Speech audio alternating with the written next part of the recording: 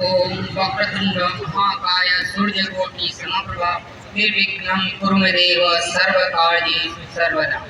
ओम गणपतये नमः। विघ्नराज श्री गणेशଙ୍କୁ भक्तिपूर्वक निवेदन करी आपण मानक नमस्कार जनाऊँ।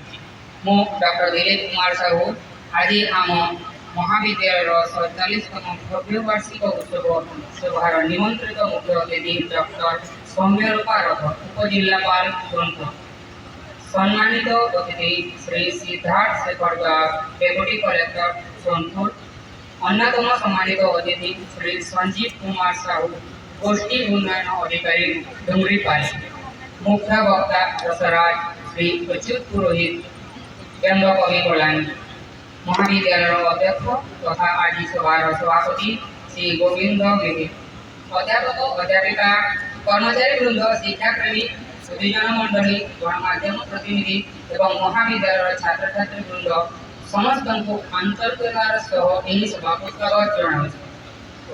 अत्यंत खुशीर विषय जे मानव सत्यार महत्व को उपलब्धि करी तथा ए अंचल शिक्षा सभ्यतार अंधकार दूर करने 1979 मसीह मायागढ़ा, कलियापाली, नाइटेनपाली, कणटिटा, रामपुर तथा आखपाख अंचल कृषक, शिक्षाप्रेमी तथा बुद्धिजीवी मानक अक्लांत परिश्रम कर्तव्य निष्ठा बल श्रीराम महाविद्यालय प्रतिष्ठा कर महाविद्यालय वर्तमान एक प्रमुख शिक्षानुष्ठान परिणत हो सारी एवं यही अंचल शिक्षागत उन्नति एक गुरुत्वपूर्ण भूमिका निर्वाह कर शिक्षा सहपाठ्य एवं अतिरिक्त पाठ्य बहिर्कार्यक्रम महाविद्यालय अनेक उपलब्धि करते हैं। महाविद्यालय प्रतिष्ठाता मानक अवदान को स्मृतिकरण करने अनिवार्य अटे।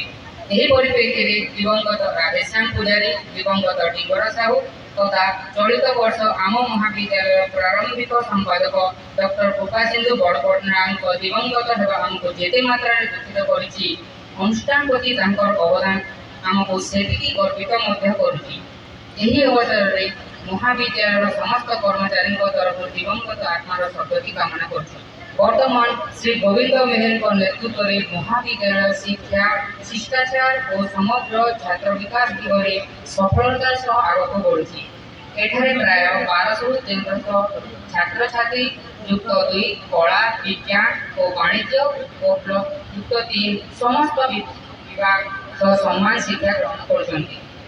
शिक्षागत कार्यकलाप चलित शिक्षा वर्ष 2025-26 महाविद्यालय विभिन्न विभाग द्वारा अनेक आलोचना चक्र और शिक्षणमूलक कार्यक्रम आयोजन कर आलोचना चक्र गुड़िक छात्र छात्री ज्ञान वृद्धि सह गवेषणामूलक चिंतन को उत्साहित कर एनएसएस और परिवेश सचेतनतामूलक कार्यक्रम द्वारा चलित शिक्षा वर्ष में महाविद्यालय जातीय सेवा योजना एनएसएस और यूनिट द्वारा विभिन्न सामाजिक और परिवेश सचेतनतामूलक कार्यक्रम आयोजन कर छात्र छात्री मान द्वारा परिवेश सुरक्षा प्रति सचेतनता कार्यक्रम कर समाज सेवा और सचेतनता कार्यक्रम में सक्रिय अंशग्रहण तथा ढांचागत उन्नति इंफ्रास्ट्रक्चर डेवलपमेंट को गुरुत्व प्रदान कर 21 जून 2025 आंतर्जातिक योग दिवस उपलक्षे योग कार्यक्रम आयोजन कर समस्त कर्मचारी तथा समस्त छात्र छात्री सक्रिय अंशग्रहण करते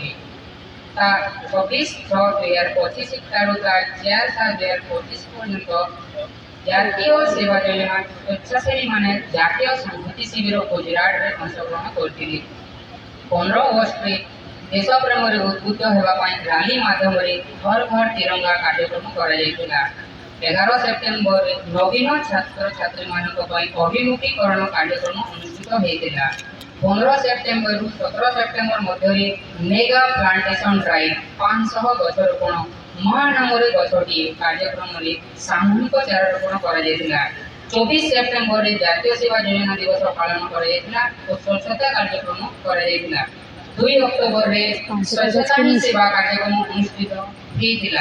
शीर्षक थिला 1 दिन 1 घंटा 1 साल।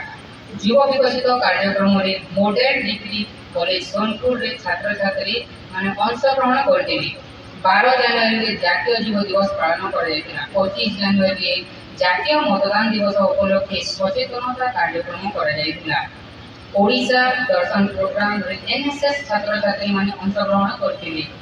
एडवेंचर स्पोर्ट्स प्रोग्राम गजपति रे एनएसएस सेवक मानक सक्रिय अंशग्रहण रहितिला। एही समस्त कार्यक्रम छात्र छात्री नेतृत्व समाज सेवा तथा देशप्रेम विकास में मुख्य भूमिका निर्वाह करिछि। चलित शिक्षावर्ष 2025-26 महाविद्यालय ढांचागत उन्नति पाई विभिन्न पदक्षेप ग्रहण कराइला। ओडिशा सरकार द्वारा प्रदत्त ओबीसी गाँव स्वास्थ्य सुविधा पाई 27,07,000 टंका, इनोवेशन एंड स्टार्टअप कंपटीशन पाई 15,000 टंका, दिव्यांग फ्रेंडली टॉयलेट पाई 2,14,035 टंका, शक्तिश्री पाई 50,000 टंका, पब्लिक एड्रेस सिस्टम